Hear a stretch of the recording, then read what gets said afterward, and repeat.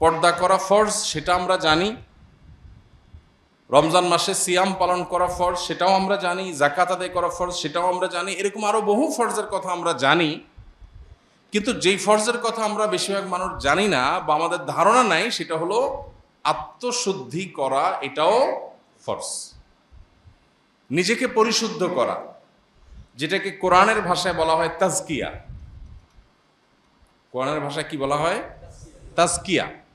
আর আমরা আমাদের বাংলায় নিজের ভাষায় সেটাকে বলতে পারি আত্মশুদ্ধি, নিজেকে সংশোধন করা, নিজের ইসলাহ করা, নিজেকে পরিশুদ্ধ করা। আমরা যখন দুনিয়াতে এসেছি, মাতৃগর্ভ থেকে যখন পৃথিবীর আলো আমরা দেখেছি, আমাদেরকে আল্লাহ যে অন্তর দিয়ে পৃথিবীতে প্রেরণ করেছেন, তখন আমাদের অন্তর ছিল সকল প্রকার কলুষতা থেকে মুক্ত। আমরা যখন মাতৃগর্ভ থেকে দুনিয়ার আলোতে এসেছি, তখন আমাদের অন্তরে কোনো অহংকার লালন করতাম না। কি বলেন? কোনো দুধের শিশু কি অহংকারী হয়? কোনো দুধের শিশু কি কারোর সাথে অহংকার করে? কারোর প্রতি শত্রুতা করে? নাই। তার মানে আমরা যখন দুনিয়াতে এসেছি, আল্লাহ তাআলা আমাদেরকে যে অন্তরটা আমাদের বডিতে দিয়ে দিয়েছেন, সে অন্তরটা ছিল ফ্রেশ, কালিমা মুক্ত, কলুষ মুক্ত। সে অন্তরে কোনো ত্রুটি ছিল না, কোনো দাগ ছিল না, একেবারে ফ্রেশ। সে অন্তরে কোনো হিংসা, বিদ্বেষ, দুনিয়ার মোহ। একটা দুধের শিশুর কি দুনিয়ার মোহ থাকে? তার বাবার থাকতে পারে, তার মায়ের থাকতে পারে, তার মধ্যে দুনিয়ার মোহ। সে মায়ের বুক থেকে একটু দুধ আহরণ করতে পারলে সে খুশি, তার আর চাহিদা নেই। তো একজন মানুষের অন্তরে যত রকমের অশুদ্ধ, ভুল বা খারাপ চিন্তা আসতে পারে, এর সবগুলো থেকে পরিচ্ছন্ন, পবিত্র থাকে একটা কোমলমতি শিশুর অন্তর। তো আল্লাহ রাব্বুল আলামিন যখন আমাদেরকে দুনিয়াতে পাঠিয়েছেন, তখন আমরা ফ্রেশ, পরিচ্ছন্ন অন্তর নিয়ে এসেছি। এরপর আমরা যখন আস্তে আস্তে বড় হয়েছি, আমাদের পরিবেশ, প্রতিবেশ, আমাদের আশপাশ, আমাদের গণ্ডি, আমাদের চৌহদ্দি এবং আমাদের এনভায়রনমেন্ট, আমাদের সহচর, আমরা যাদের সাথে উঠা বসা করছি, যে জায়গায় যাচ্ছি, এই সব কিছু থেকে আমাদের অন্তর ধীরে ধীরে ধীরে ধীরে নানান কলুষ এবং কালিমা ধারণ করতে করতে করতে এমন একটা পর্যায়ে চলে গেছে যে এই অন্তরটা এখন এতটা রোগাক্রান্ত, এতটা ময়লাযুক্ত, এতটা কালিমাযুক্ত যে অন্তর দিয়ে এখন ভালো আর মন্দ পরখ করা আমাদের জন্য কঠিন হয়ে যাচ্ছে। আর সেই কারণেই এই অন্তরটাকে পরিচ্ছন্ন করা, ক্লিন করা, এটাকে পবিত্র করা, এটার যেই কালিমাগুলো লেগে গেছে সেগুলো থেকে এটাকে ধুয়ে মুছে সাফ করা, এটা আমাদের জন্য একটা ফরজ, একটা অপরিহার্য কর্তব্য। কোরআনে আল্লাহ তাআলা যেটা আমাদেরকে বারবার করবার নির্দেশ করেছে। আল্লাহ রাব্বুল আলামিন আমাদের নবী করিম সাল্লাল্লাহু আলাইহি সাল্লামকে যে পাঠিয়েছেন, মৌলিকভাবে তার প্রধানত তিনটি কাজের কথা আল্লাহ কোরআনে উল্লেখ করেছেন। ইব্রাহিম আলাইহিস সালাম, যিনি আমাদের স্বপ্নদ্রষ্টা ছিলেন, যিনি মুসলিম হিসাবে আমাদের নামকরণ করেছেন, যিনি আমাদের আদর্শিক পিতা, যিনি আমাদের নবী মুহাম্মদ সাল্লাল্লাহু আলাইহি সাল্লামের বংশানুক্রমিক পিতা, যিনি ইহুদিদেরও বংশানুক্রমিক পিতা, যাকে বলা হয় আবুল আম্বিয়া। তো সেই ইব্রাহিম আলাইহিস সালাম, তিনি আল্লাহর কাছে দোয়া করেছেন, রব্বানা ওয়াবআস ফীহিম রাসূলাম মিনহুম, আল্লাহ আমার বংশধরদের মধ্যে এমন একজন রাসূল আপনি পাঠান, এটা আপনার কাছে আমার আরজি, দোয়া, যিনি তাদের আয়াতগুলো পাঠ করে মানুষকে শোনাবে, অর্থাৎ ওহির কথা মানুষকে জানিয়ে দিবে যে এই পথে মানুষের কল্যাণ আর এই পথে মানুষের ক্ষতি, এই জিনিসটা জানিয়ে দিবে। আল্লাহর আদেশগুলো মানুষকে জানিয়ে দিবে, আদেশ নিষেধগুলো জানিয়ে দিবে, এবং মানুষকে কিতাব এবং হিকমা শিক্ষা দিবে, এবং মানুষকে পরিশুদ্ধ করবে। তিনটা কাজ। আল্লাহ রাব্বুল আলামিন ইব্রাহিম আলাইহিস সালামের দোয়া কবুল করে যখন আয়াত নাজিল করলেন, তখন আল্লাহ রাব্বুল আলামিন বলেছেন, লাকাদ মান্নাল্লাহু আলাল মুমিনিনা ইয বাআসা ফীহিম রাসূলাম মিন আনফুসিহিম ইয়াতলু আলাইহিম আয়াতি ওয়া ইউযাক্কিহিম ওয়া ইউআল্লিমুহুমুল কিতাবা ওয়াল হিকমা।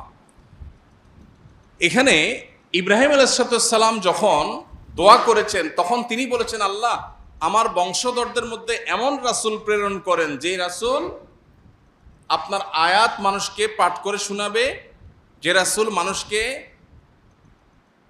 আল্লাহর কালাম এবং হিকমত শিক্ষা দিবে, এবং যে রাসূল মানুষকে পরিশুদ্ধ করবে। এই যে মানুষ খারাপ পথে চলে যায় তাদেরকে সঠিক পথে ফিরে আনবে, আত্মশুদ্ধির কাজ করবে, সংশোধনের কাজ করবে। এখানে ইব্রাহিম আলাইহিস সালাম সিরিয়াল করতে গিয়ে 1 নম্বরে এনেছেন আল্লাহর আয়াত তেলাওয়াত করা, 2 নম্বরে এনেছেন মানুষকে কোরআন এবং সুন্নাহ বা হিকমার তালিম দেওয়া, আর 3 নম্বরে এনেছেন তাজকিয়া বা পরিশুদ্ধ করা মানুষকে।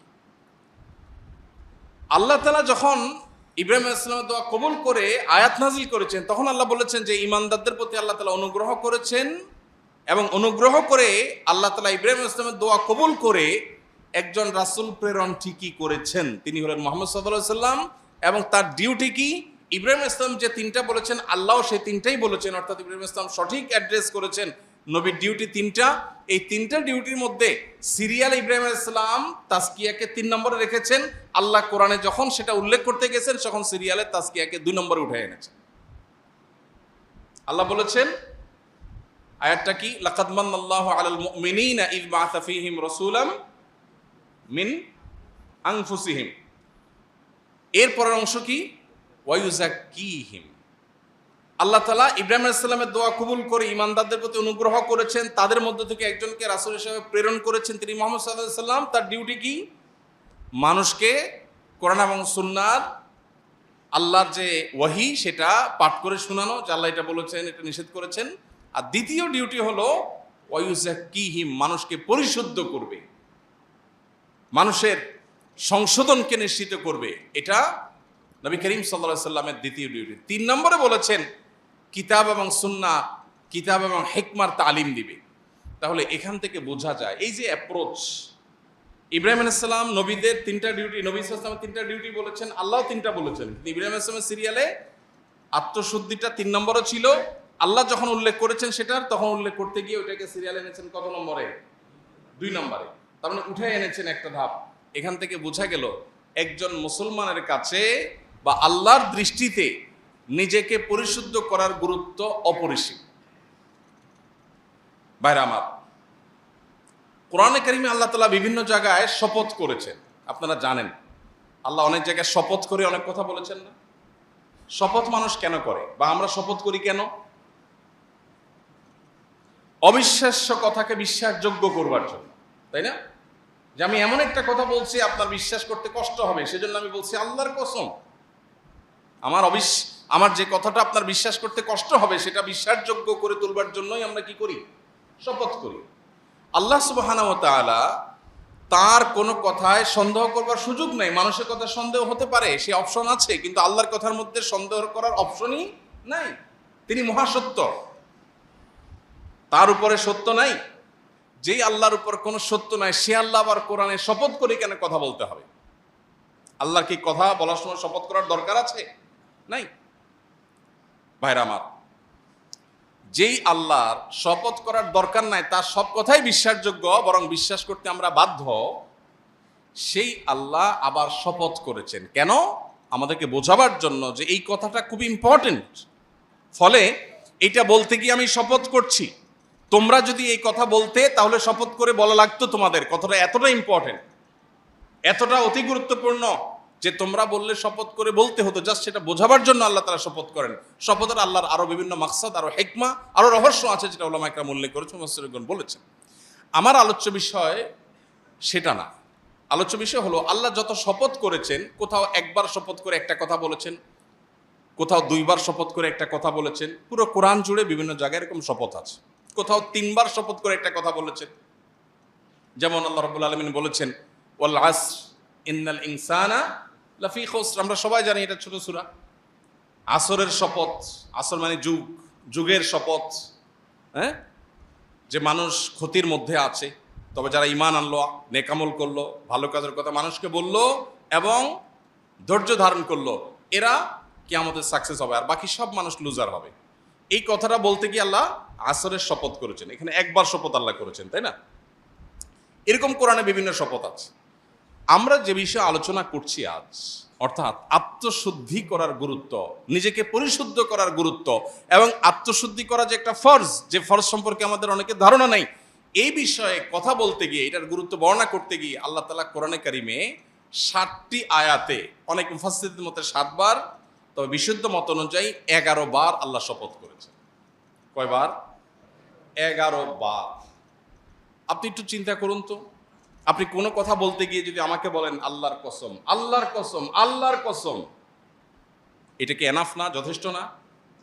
কিন্তু আপনি যদি আমাকে 11 বার শপথ করেন, তাহলে আমার ধারণা কি হবে যে কথাটা এত গুরুত্বপূর্ণ, মানে এর চেয়ে গুরুত্বপূর্ণ কোনো কথা থাকতে পারে না। পুরো কোরআনে কোথাও এত বেশি সংখ্যক বার শপথ করে আল্লাহ কোনো কথা বলেন নাই। পুরো কোরআনে একটা কথা বলবার জন্য আল্লাহ 11 বার টানা শপথ করেছেন, বিরতিহীন শপথ করেছেন। সূরাতুল শামসের মধ্যে আল্লাহ কি শপথ করেছেন? ওয়াশ-শামসি ওয়া দুহাহা, সূর্যের শপথ। দেখেন আল্লাহ বড় বড় সৃষ্টিগুলোর শপথ করে। যদিও এখানে আরেকটা মাসআলা বলে রাখতে হয় প্রসঙ্গত, কোন মুসলমানের জন্য আল্লাহ ছাড়া আর কারোর নামে শপথ করা জায়েজ নাই।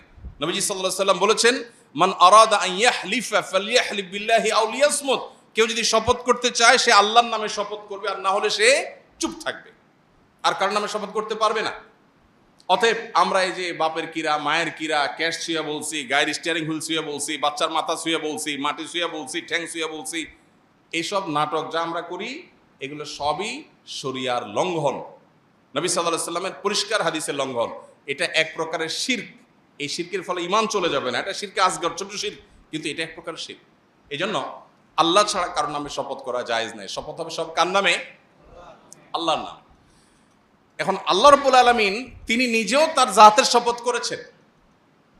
আল্লাহ রাব্বুল আলামিন কোরআনে কারিমে কোথাও কোথাও তার এরকম বৃহৎ বড় বড় সৃষ্টিগুলোর নামেও শপথ করেছেন, বরং বেশিরভাগ শপথ সেরকম। এই যে আল্লাহর বড় বড় সৃষ্টির নামে শপথ করেছেন, এটা হলো ওই সৃষ্টির গুরুত্ব বোঝাবার জন্য, আবার আমাদেরকে শপথকৃত বিষয়ের গুরুত্ব বোঝাবার জন্য। তো আল্লাহ বলছেন ওয়াশ-শামসি ওয়া দুহাহা, সূর্যের শপথ এবং সূর্যের যে কিরণ সেটার শপথ, ওয়াল কামারি ইযা তালাহা, চন্দ্রের শপথ আল্লাহ করেছেন, এভাবে দিনের শপথ করেছেন, রাতের শপথ করেছেন, ওয়াল আরদি ইযা তাহাহা, ভূমণ্ডলের শপথ করেছেন, ওয়াস সামাই ওয়া মা বানাহা, নবমণ্ডল এবং সেখানে যা কিছু আছে সেগুলোর শপথ করেছেন। এরকম এতগুলো বিষয়ে শপথ করে আল্লাহ বলছেন কদ আফলাহা মান যাক্কাহা, এতবার শপথ করে তোমাদেরকে বলছি বান্দারা শুনো, তোমাদের মধ্যে যে ব্যক্তি নিজেকে পরিশুদ্ধ করতে পারলো, যার আত্মশুদ্ধি হয়ে গেল, এই ব্যক্তি শেষ হাসি হেসে ফেললো, জান্নাতি হয়ে গেল, সাকসেস হয়ে গেল। ওয়াকাদ খাবা মান দাসাহা, আর যার নিজের আত্মাকে পরিশুদ্ধ করতে পারলো না, যার তাজকিয়া হলো না, যার পরিশুদ্ধি হলো না, যে অপবিত্র থেকে গেল, যার ভিতরে অহংকার আছে, দুনিয়ার মোহ আছে, যার ভিতরে হিংসা আছে, বিদ্বেষ আছে, অন্যের প্রতি শত্রুতা আছে, অন্তরের রোগে ভরা, তার অন্তর কলুষযুক্ত, তার দেহ হয়তো অনেক সুন্দর, সে হয়তো নামাজে পড়ে, সে হয়তো বাহ্যিকভাবে দাঁড়িয়েও রাখে, কিন্তু তার আত্মা যদি অপবিত্র হয়, আত্মা যদি পরিচ্ছন্ন না হয়, তার মনটা যদি নোংরা হয়, তার মনের ভিতরে যদি হারাম থাকে, তার ভিতরে বাতিনি গুনাহ যদি থাকে, তাহলে সে ক্ষতিগ্রস্ত, সে জাহান্নামী। এই কথা বলার জন্য আল্লাহ 11 বার টানা বিরতিহীন শপথ করেছে। ভাইরা আমার, তাহলে যেই ফরজটার ব্যাপারে আল্লাহ তাআলা কোরআনে এত গুরুত্ব আরোপ করেছেন, যে কথা বলতে গিয়ে টানা 11 বার শপথ করেছেন 60টি আয়াতের মধ্যে, সেই বিষয়টা আমাদের কাছে সবচেয়ে অবহেলিত। এটা ইন্টারেস্টিং বিষয়। যে জিনিসটা কোরআন হাদিসে যত বেশি গুরুত্বপূর্ণ হবে, শয়তান সেটা আমাদেরকে তত বেশি ভুলিয়ে রাখবে। শয়তান তত বেশি আমাদেরকে ভুলিয়ে রাখবে। যেমন কোরআনে কারীমের পাতায় পাতায় আপনি শয়তান সম্পর্কে ধারণা পাবেন। আপনি যদি কোরআন পড়েন, আপনি দেখতে পাবেন আল্লাহ আপনাকে ধারণা দিচ্ছেন শয়তান থেকে সাবধান থাকবা, শয়তান থেকে কেয়ারফুল থাকবা, শয়তান কিন্তু তোমাদের শুধু শত্রু, সে কিন্তু আদু ও মুবিন, আল্লাহ বারবার বলেছেন। কিন্তু ইন্টারেস্টিং বিষয়, শয়তান সম্পর্কে কোনো আলোচনা নেই। শয়তান বিষয়টা এখন আমাদের কাছে অনেকটা বায়বীয় বিষয়ে পরিণত হয়ে গেছে। আজ থেকে 10, 20, 30 বছর পরের যে প্রজন্ম আসবে, আল্লাহ না করুন এমন না হয় যে তখনকার প্রজন্মের কাছে শয়তান বলতে জাস্ট একটা কাল্পনিক বিষয়, এটা অবাস্তব বিষয়, এরকম ধারণা না হয়। এখন যেরকম আমাদের অনেক মুসলিম ভাই বোন আছেন যারা বলে, আমার কাছে অনেক অনেক ধরনের মানুষজন আসে। একজন পাওয়ারফুল পলিটিশিয়ান তিনি আসছেন কিছুদিন আগে, এসে বললেন যে ভাই, আমি জিন জাদু বিশ্বাস করি না, জিন জাদু বিশ্বাস করি না। এখানে বিশ্বাসের জায়গাটা পরিষ্কার করা দরকার। একজন মানুষ তিনি আসলে কি মানসিক রোগী, নাকি তিনি জিনে আক্রান্ত, এটা নিয়ে আমার সন্দেহ হতেই পারে এবং আমি এটা ডিনাই করতেই পারি না। আমার মনে হচ্ছে এটা মানসিক রোগী। আপনি যতই বলেন না এটা জিনে ধরা রোগী, আমি এটা ডিনাই করতেই পারি, কোনো অসুবিধা নেই, কারণ এটা আসলে কি সেটা ডায়াগনোসিস তো নিশ্চিতভাবে হয় নাই। সো এটা অস্বীকার করলে কিছু হবে না। কিন্তু যদি আপনি বলেন জিন বলতে কিছু নাই, আপনি যদি বলেন যে ব্ল্যাক ম্যাজিকের কোনো ক্রিয়া নাই, ব্ল্যাক ম্যাজিক বলতে কিছু নাই, তাহলে আপনার ঈমান নিয়ে প্রশ্ন উঠবে। বিকজ কোরআনে আল্লাহ তাআলা এগুলোর অস্তিত্ব আছে বলেছেন, আপনি সেটাকে অস্বীকার করেছেন। এখন যেটা হয়েছে সমস্যা, সেটা হলো আমরা এত বেশি বিজ্ঞান নির্ভর হয়েছি, সায়েন্সকে আমরা এখন খোদা বানায় বসে আছি, নাউজুবিল্লাহ। বিজ্ঞানকে আমরা এখন খোদা বানায় বসে আছি, কারণ বিজ্ঞানের আয়না দিয়ে আমরা ভালো মন্দ দেখার চেষ্টা করি, বিজ্ঞানের কষ্টি পাথর দিয়ে আমরা সত্য অসত্য নিরূপণ করার চেষ্টা করি। এটা হলো আমাদের সবচেয়ে বড় ভুল পদক্ষেপগুলোর একটা। বিনয়ের সাথে বলতে হয়, এটা আমাদের সবচেয়ে বড় ভুল ধারণাগুলোর মধ্যে থেকে একটা। আমাদের তরুণ শিক্ষিত একটা বড় অংশ আছে সমাজের, যারা এই ভুলটা নিজের অজান্তে করে ফেলছে। বিজ্ঞান কি কখনো সত্য অসত্যের মাপকাঠি হতে পারে? কেন হতে পারে না? আজকে বিজ্ঞান যেটাকে স্বীকার করেছে, 500 বছর আগে বিজ্ঞান কিন্তু এটাকে স্বীকার করে নাই, করেছে? আজকে যে জিনিসটা আবিষ্কার হয়েছে 500 বছর আগে যখন আবিষ্কার হয় নাই, তখন বিজ্ঞান কি ওইটার অস্তিত্বকে স্বীকার করত? তাহলে এখন যেটার অস্তিত্বকে বিজ্ঞান অস্বীকার করছে, হতে পারে 500 বছর পরে বিজ্ঞান আবিষ্কার করবে, স্বীকার করবে। সো বিজ্ঞান কখনো সত্য অসত্যের মাপকাঠি হতে পারে না। হ্যাঁ, বিজ্ঞান আমাদেরকে ইনফরমেশন দেয়, সত্য আবিষ্কারে সাহায্য করে, সন্দেহ নেই, কিন্তু এটাই একমাত্র সত্য অসত্য আবিষ্কারের বা নিরূপণের মানদণ্ড হতে পারে না। মানুষ, আল্লাহ রাব্বুল আলামিন যে মানুষকে অন্তর দিয়ে পাঠিয়েছেন, এই অন্তরকে পরিশুদ্ধ করবার গুরুত্ব এটা আল্লাহ তাআলা এত বেশি দিয়েছেন যে এটা করতে গিয়ে আল্লাহ তাআলা এতবার শপথ করে তারপর বলেছেন, যে ব্যক্তি পরিশুদ্ধ করবে সে জান্নাতে যাবে, আর যে নিজেকে পরিশুদ্ধ করতে পারবে না সে জাহান্নামে যাবে।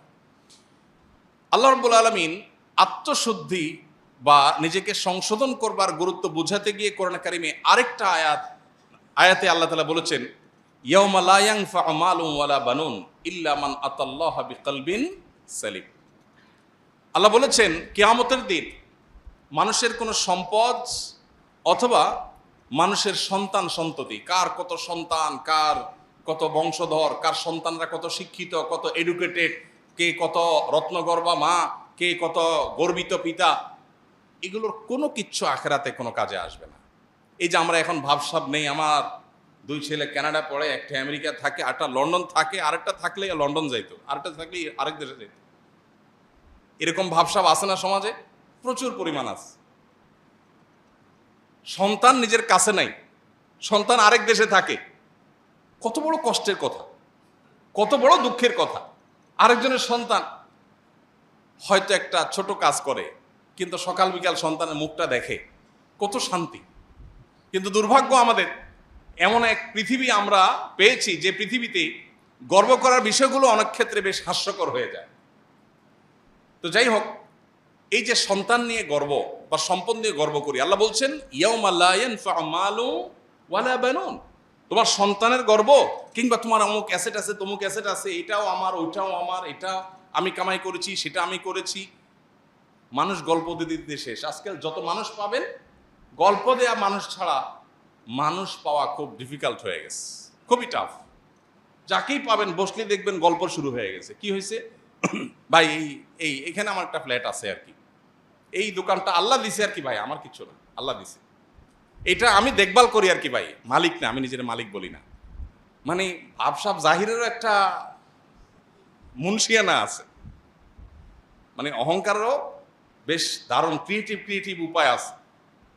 এই বাড়িটা আমি দেখভাল করি আর ভাই, আমি দারোয়ান আর কি ভাই, মালিক তো আল্লাহ আসলে। আহা, কত বিনয়, সুবহানাল্লাহ। কেন আপনারা ইনফরমেশনটা না জানলে আমার কি ক্ষতি হইতো? আপনি আমাকে ইনফরমেশনটা দিয়ে কি উপকার করলেন? আপনি এই বাড়ির মালিকটা না জানলে আমার কি সমস্যা হইতো? কিন্তু যার কাছেই যাবেন, বসবেন, 5 মিনিট সুযোগ পাইলে, আর কিছু না পারলে বলবে অমুক এমপি সাহেব আমার তালতো ভাইয়ের, খালাতো ভাইয়ের দোস্ত, মানে কিছু একটা তাকে বলতে হবে। এই যে মানুষের অহংকার, এই যে মানুষের গর্ব, আল্লাহ বলছেন ইয়াউমা লা ইয়ানফাউ মালু ওয়ালা বানুন। সম্পদ পাহাড় নিয়ে যেতে পারো, সম্পদের পাহাড় কিংবা সন্তান, গর্ব করার মতো সন্তানের বিশাল বহর নিয়ে যেতে পারো। কিয়ামতের দিন এগুলো কোনোটা গল্প তোমার মুখ দিয়ে আসবে না, কারণ এগুলো সবগুলো তোমার মনে হবে পরিষ্কার হবে, এগুলো কোনোটা তোমার কাজে আসবে না। একটা জিনিস কাজে আসবে, কি? ইল্লা মান আতাল্লাহা বিকলবিন সালিম। কেউ যদি আল্লাহর কাছে এমন একটা মন, এমন একটা অন্তর নিয়ে হাজির হতে পারে যে অন্তরটা পবিত্র। সালিমের অর্থ পবিত্র অবশ্য না, সালিম মানে সুস্থ। সালিম মানে কি? সুস্থ। যে অন্তরটা সেফ, নিরাপদ, সুস্থ, স্বাভাবিক, যে অন্তরের ভিতরে দুনিয়ার মোহ নাই, হিংসা নাই, বিদ্বেষ নাই, খারাপ কিচ্ছু নাই, অন্তরটা ফ্রেশ, এই ব্যক্তির এই অন্তরটা কিয়ামতের দিন কাজে আসবে। এজন্য ভাই, নিজেকে পরিশুদ্ধ করবার গুরুত্ব আমাদের বুঝতে হবে। সোশ্যাল মিডিয়ার এই যুগে আমরা সবাই অলমোস্ট নিজের চাইতে পরকে নিয়ে বেশি ভাবি। নিজের চাইতে অমুকে কি করেছে, তমুকে কি করেছে, অমুকের কি বলা উচিত ছিল, তমুকের কি করা উচিত ছিল, কার কি সমস্যা আছে, আমার কি সমস্যা আছে, এটা নিয়ে কোনো অ্যানালাইসিস সাধারণত করার সুযোগ আমাদের হয় না। ওই যে শুরুতে বলেছি, আল্লাহ রাব্বুল আলামিন দুনিয়াতে যখন পাঠিয়েছেন তখন একটা মন দিয়ে পাঠিয়েছেন। সেই মনটাতে কোনো নোংরামি ছিল, কোনো কলুষতা ছিল, কোনো খারাপ কিছু ছিল? আল্লাহ কিয়ামতের দিন আবার বুঝে নিবেন, বান্দা তোমাকে আমি একটা ফ্রেশ, রোগমুক্ত, পরিচ্ছন্ন অন্তর দিয়ে পাঠিয়েছিলাম, তুমি আমার কাছে এসেছো এমন একটা অন্তর নিয়ে যে অন্তরে শত শত মানুষের প্রতি শত্রুতা, বিদ্বেষ, অহংকার, খাই লোভ, মোহ, দুনিয়ার সমস্ত রোগ দিয়ে সেটাকে পরিপূর্ণ করে তারপর তুমি আমাকে দিয়েছো। আমি অন্তরটা অ্যাকসেপ্ট করব না। আমি যে পরিচ্ছন্ন অন্তর দিয়েছি আমি সেটাই রিটার্ন চাই।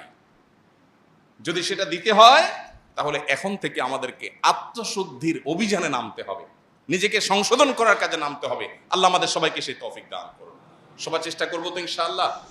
কিভাবে আত্মশুদ্ধি হতে পারে? প্রতিনিয়ত সব সময় আমার নিজের সমস্যাগুলোকে চিহ্নিত করার চেষ্টা করা। আমরা যদি সবাই নিজের দিকে তাকাতাম, নিজের সংশোধনের চিন্তা করতাম, তাহলে সমাজটা অনেক সুন্দর হয়ে যেত।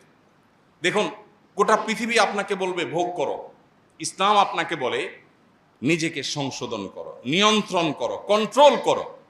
এই যে আত্মাকে বা নিজেকে নিয়ন্ত্রণ করবার যে এক্সারসাইজ, এটা একমাত্র ইসলাম বলবে আপনাকে, আর কোথাও বলবে না। ইসলামই আপনাকে বলবে কন্ট্রোল করো।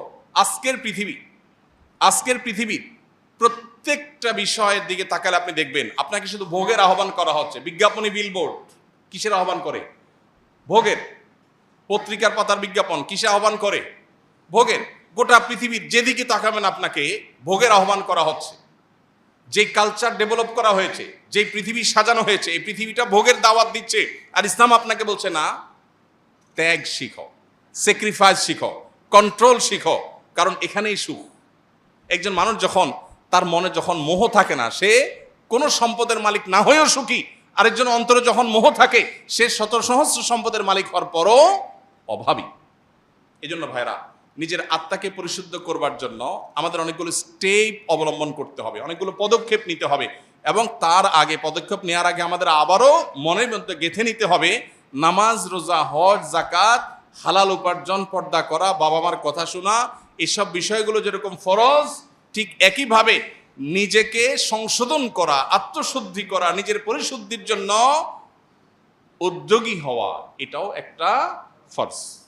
বরং এটা এমন ফরজ, যেই ফরজের কথা বলতে গিয়ে আল্লাহ শপথ করেছেন 7 আয়াতে 11 বার, যেটার কথা নবীজি বলেছেন, আলা ইন্না ফিল জাসাদে লামুজগা। মানুষের শরীরে একটা বিশেষ অর্গান আছে, একটা পার্ট, একটা অংশ আছে, ইদা সলুহাত, সেটা যদি ঠিক হয়ে যায়, সলুহাল জাসাদু কুল্লু, পুরো মানুষের বডিটাই ঠিক হয়ে যায়।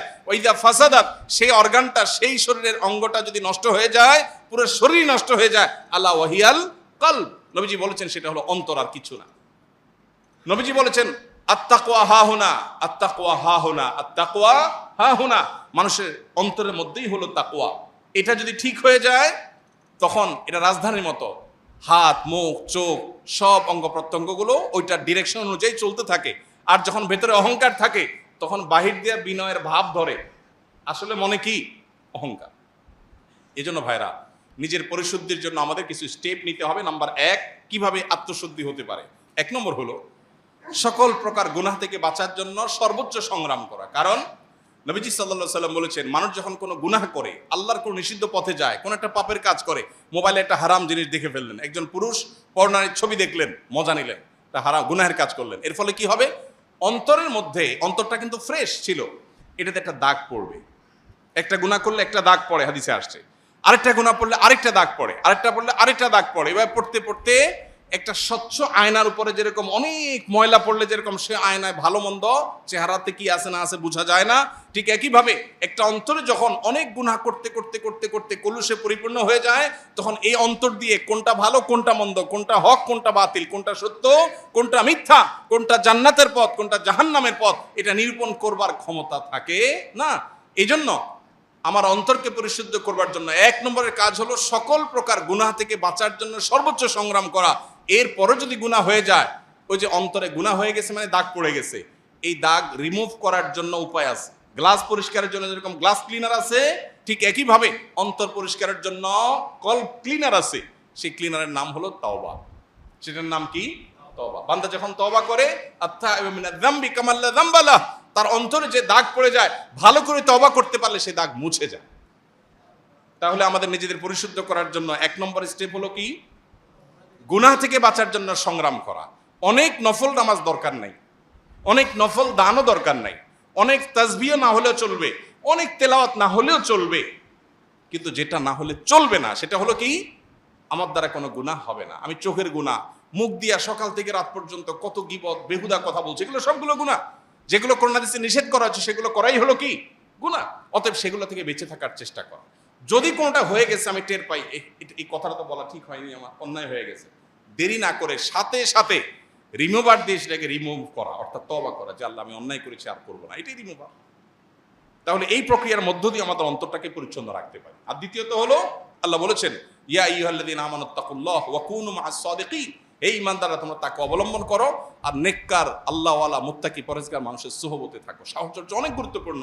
পরিবেশ, নেককারদের পরিবেশ কিন্তু মানুষকে নেককার করে, বদকারদের পরিবেশ মানুষকে বদকার করে। এই জন্য সাহচর্য এবং সোহবত মানুষকে যত দ্রুত পরিবর্তন করে, অন্য কোনো কিছু এত দ্রুত পরিবর্তন করে না। এক বস্তা ভালো আলুর মধ্যে একটা পচা আলু রেখে দিবেন, ওই পচা আলুর সোহবতে